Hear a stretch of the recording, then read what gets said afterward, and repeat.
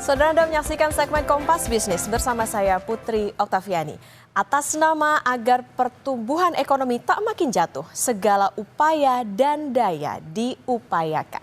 Setelah stimulus jilid pertama yang mencakup diskon listrik, kini stimulus jilid 2 meluncur. Bedanya saudara, diskon listrik yang diumumkan Menko Perekonomian Erlangga Hartarto dicoret oleh Menteri Keuangan Sri Mulyani sebagai bendahara negara. Kompas Bisnis hari ini mengulas stimulus ekonomi jilid 2. Dampaknya antara ada dan tiada. Kenapa ya? Kita main angka di data selanjutnya. Oke, kita ke data yang dicoret oleh Menkyu Sri Mulyani dulu. Diskon listrik saudara ini semula menyasar sekitar 79,3 juta rumah tangga maksud kami. Pelanggan ini tidak terbatas pekerja formal ataupun pekerja informal. Nah, yang penting daya rumahnya itu adalah batasnya 1.300 volt ampere ke bawah. Alasan batal adalah tak cukup waktu proses penganggaran. Jadi fix ya dicoret. Apa yang tetap diberikan oleh pemerintah? Kita ke data selanjutnya. Ini dia yang akan diberikan. Jadi diganti dengan 5 paket stimulus totalnya 24,4 triliun ya. Yaitu adalah diantaranya diskon transportasi, ini anggarannya 940 miliar. Diskon tarif tol 650 miliar, subsidi upah 10,72 triliun, bantuan sosial 11,93 triliun, dan diskon iuran JKK 200 miliar rupiah.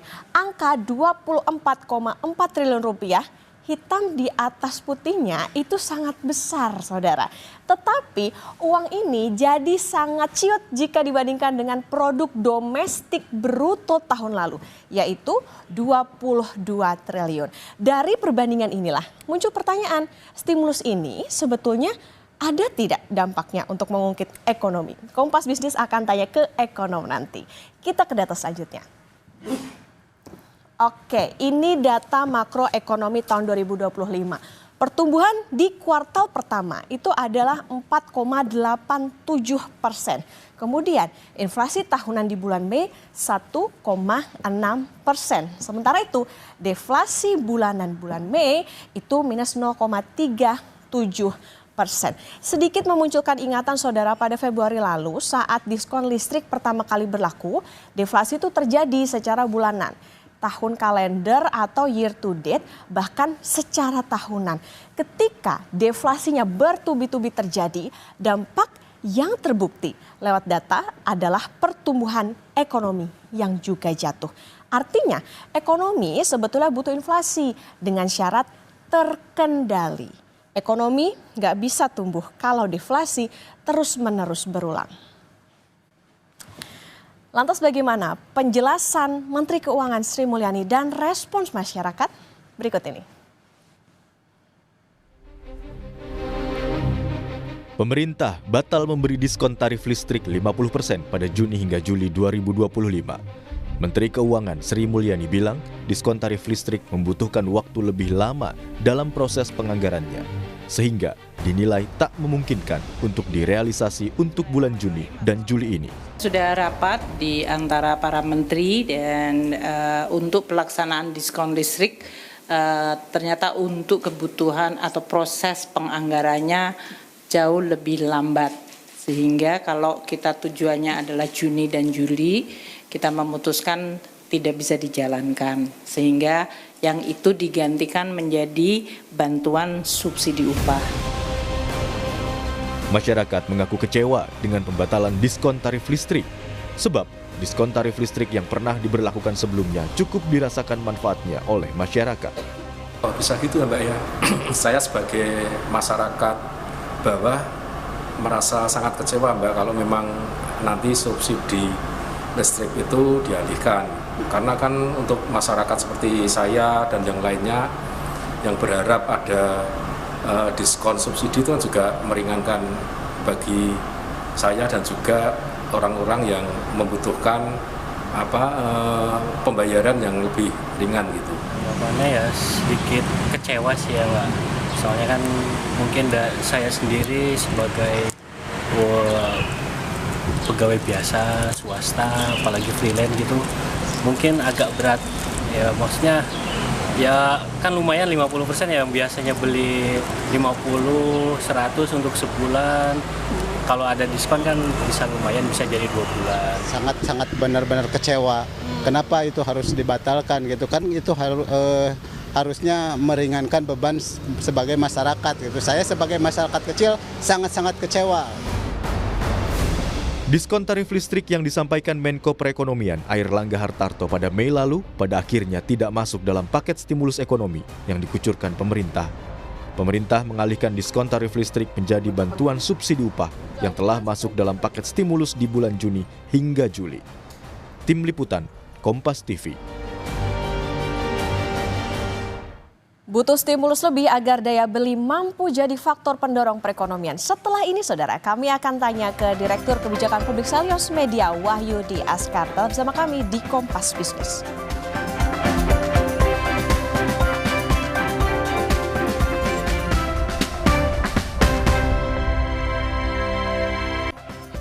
Di atas kertas, stimulus ekonomi jilid 2 senilai lebih dari 24 triliun, cukup besar. Tetapi bagaimana efektivitasnya ke produk domestik bruto yang tahun lalu saja nilainya lebih dari 22.000 triliun rupiah. Pemerintah juga batal kasih diskon listrik 50% ke pelanggan 1.300 volt ampere ke bawah. Kompas Bisnis akan tanya ke Direktur Kebijakan Publik Selyos Media Wahyudi Askar. Selamat pagi Mas Media. Selamat pagi Mbak Okta. Oke Mas Media, kita ke pembatalan diskon listrik terlebih dahulu. Jilid pertama, saat ada diskon listrik, Indonesia deflasi. Efeknya pertumbuhan ekonomi juga tersandung ke 4,84%.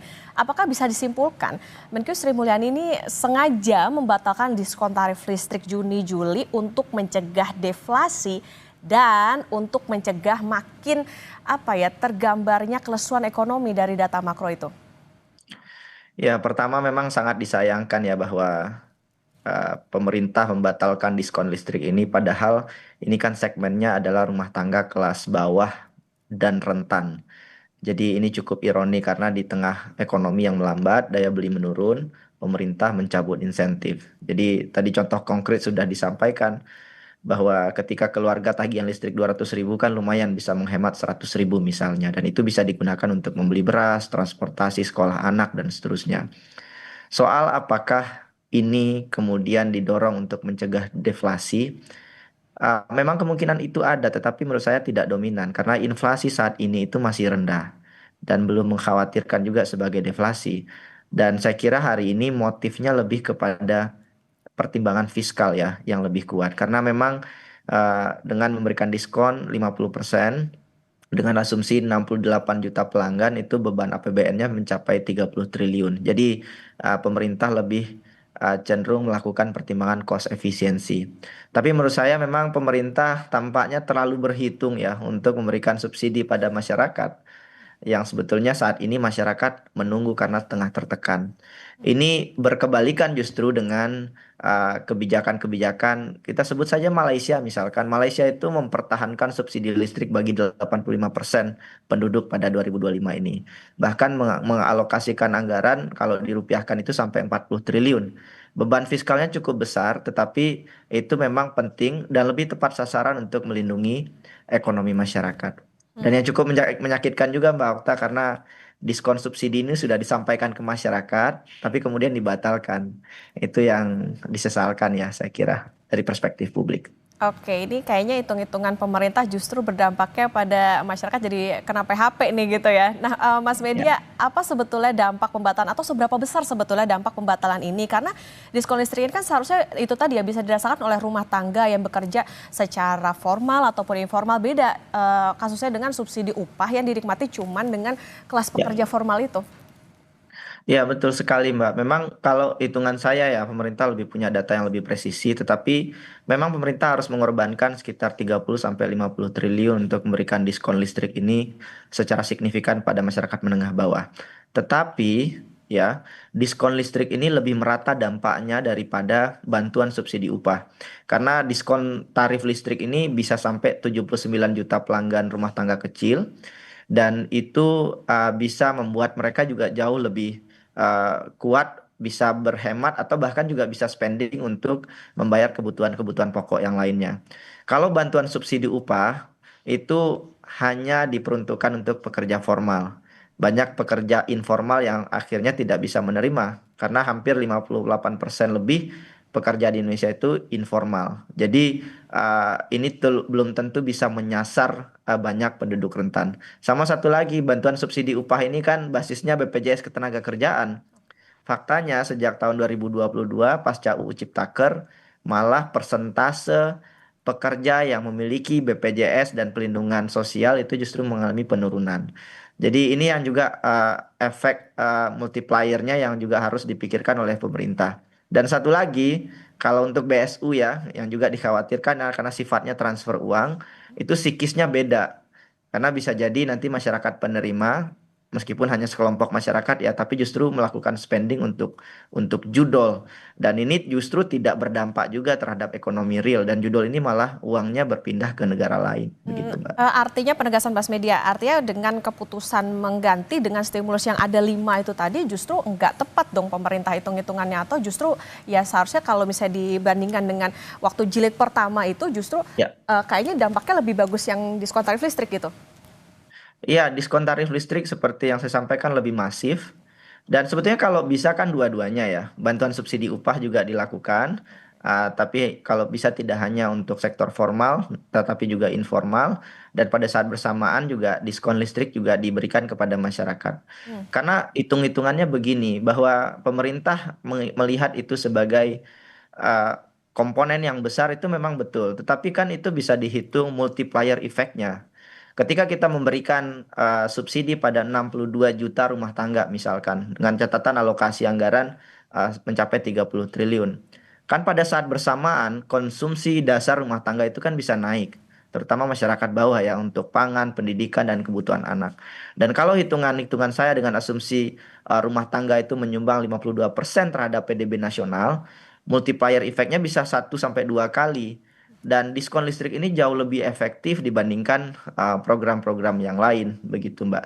Oke. Jadi saya kira pemerintah tampak lebih mempertimbangkan defisit fiskal ya, ketimbang memberikan stimulus yang jauh lebih tepat sasaran untuk kelas menengah bawah, Mbak. Oke, hitung-hitungannya nampaknya lebih ke multiplier efeknya lebih besar kalau tadi ngambilnya yang diskon tarif listrik. Mas Media, di atas kertas kan 24 triliun adalah angka yang besar, tapi kalau dibandingkan dengan PDB yang tahun lalu nilainya lebih dari 22 triliun rupiah, ini jadi apa yang bisa disikapi dari ini? Ya memang hari ini pemerintah mengalami turbulensi penerimaan negara yang juga tidak cukup signifikan. Pada saat yang bersamaan efisiensi anggaran juga akhirnya mengorbankan banyak sektor-sektor strategis begitu. Dan yang cukup saya sayangkan adalah pemerintah berpikir cepat sekali untuk program-program ambisius seperti MBG, Kopdes, MBG begitu ya. Tapi untuk insentif yang betul-betul dirasakan masyarakat Indonesia sampai pemerintah sampai berpikir 200 kali gitu. Karena kalau dilihat dari besaran insentif yang 24 triliun ini jelas masih kecil. Bahkan kalau kita tarik lebih makro, persentase perlindungan sosial kita terhadap PDB itu juga masih sangat kecil sekali. Jadi stimulus-stimulus yang tepat sasaran sebetulnya harus terus didorong, Mbak, oleh pemerintah kepada masyarakat dan harusnya lebih banyak gitu. Oke, menarik nih. Sama satu lagi, stimulus hari ini kebanyakan kan selain bantuan subsidi upah itu kan diskon transportasi ya. Dan sektor transportasi termasuk juga rekreasi, kontribusinya terhadap PDB juga kan tidak signifikan juga, tidak begitu besar dibandingkan investasi, ekspor dan lain-lain. Jadi ini lebih ke stimulus jangka pendek yang juga belum tentu berdampak pada perekonomian. Oke, Mas Kuartal. Media, menarik tadi 24 triliun ini nampaknya kayaknya masih kecil gitu kalau dibilang ini untuk insentif. Artinya seberapa kuat daya dorong stimulus 24 triliun tadi kalau memang angkanya dianggap masih kecil ke ekonomi, karena targetnya 39 juta penerima manfaat, atau ini sebenarnya kayak jadi simbolik aja supaya konsumsi masyarakat nggak turun-turun amat. Iya, penduduk miskin kita itu hampir ya bersekitar 96 juta orang. Kalau mengikuti data BPJS Kesehatan berbasis penerima bantuan iuran. Artinya 39 juta orang yang disasar saat ini itu jelas masih kecil sekali gitu ya. Belum tentu bisa mengakselerasi pertumbuhan ekonomi secara signifikan. Memang saya sedikit melihat bahwa ini lebih kepada pesan simbolik untuk menjaga stabilitas psikologis dan kepercayaan masyarakat. Bahwa masyarakat jangan panik, jangan mengurangi konsumsi secara ekstrim, dan menjaga roda ekonomi tetap berputar begitu ya. Uh, Secara makro itu ya, langkah-langkah ini memang wajar dilakukan. Tetapi persoalannya lagi-lagi adalah kita harus memastikan bahwa insentif yang dilakukan itu betul-betul tepat sasaran gitu. Nggak apa-apa mungkin gimmick populis gitu ya, tapi yang populis ini juga harusnya yang tepat sasaran gitu. Jangan justru mendorong insentif lain. Contoh misalkan diskon transportasi. Sekarang pertanyaan saya adalah siapa yang mau jalan-jalan gitu ya ketika kebutuhan basic needs lainnya seperti pendidikan itu meningkat di bulan Juni misalkan. Sehingga memang subsidi listrik jadi masuk akal karena terjadi pengurangan secara signifikan, disposable income masyarakat naik karena berkurangnya biaya listrik sehingga bisa bisa dihemat begitu ya. Tapi lagi-lagi pemerintah punya pertimbangan. Menurut saya kalau pertimbangannya datanya belum ada, belum kuat, tidak tidak bisa dilakukan dengan cepat, terkesan mengada-ngada ya. Kenapa kok untuk program lain bisa cepat, tapi untuk program yang betul-betul langsung kepada masyarakat itu lama dan pertimbangannya sampai 200 kali. Oke, jadi kalau bisa dibilang di stimulus ekonomi jilid 2 efeknya antara ada dan tiada. Apa sebetulnya yang benar-benar dibutuhkan agar konsumsi rumah tangga pulih? Apakah misalnya memperbesar PKH atau kepastian Ya. lapangan kerja, Mas Media? Ya, yang pertama diperluas cakupan penerimanya. PKH yang paling efektif berdampak pada masyarakat itu diperluas. Bantuan subsidi upah juga harusnya bisa lebih panjang, jangan hanya 2 bulan. Dan kalau kita lihat bagaimana Malaysia melakukan stimulus sejak awal tahun 2025 ya, fokus mereka memang selain perluasan coverage dan bantuan sosial juga meningkatkan upah minimum sebesar 13% begitu ya. Dan ini dikalkulasi dengan baik, kemudian justru jauh lebih banyak dirasakan dampaknya oleh masyarakat gitu. Sama satu lagi, karena sekarang kan sudah bulan Juni ya, pengeluaran masyarakat kan paling signifikan untuk pendidikan nih. Beli seragam, meskipun SD gratis, SD negeri gratis, tapi masyarakat harus mengeluarkan uang untuk anak-anak mereka yang akan sekolah begitu ya. Dan ini nggak diintervensi oleh pemerintah penambahan biaya untuk pendidikan ini begitu Mbak. Jadi lagi-lagi kalau ditanya ke masyarakat, kalau masyarakat ingin memilih, apakah masyarakat ingin butuh lapangan kerja atau sekarang misalkan makan bergizi gratis untuk anak-anaknya, sebagian besar masyarakat itu menjawab lapangan kerja. Itu agar mereka bisa memberikan anaknya makan dengan layak begitu.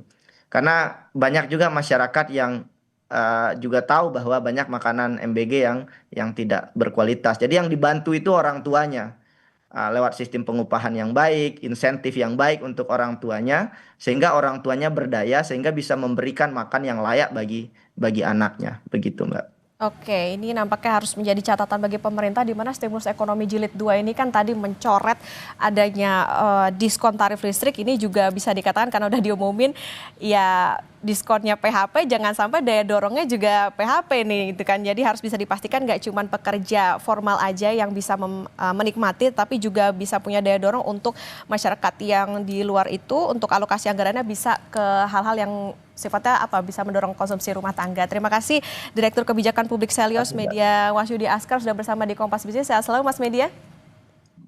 Sehat selalu Mbak.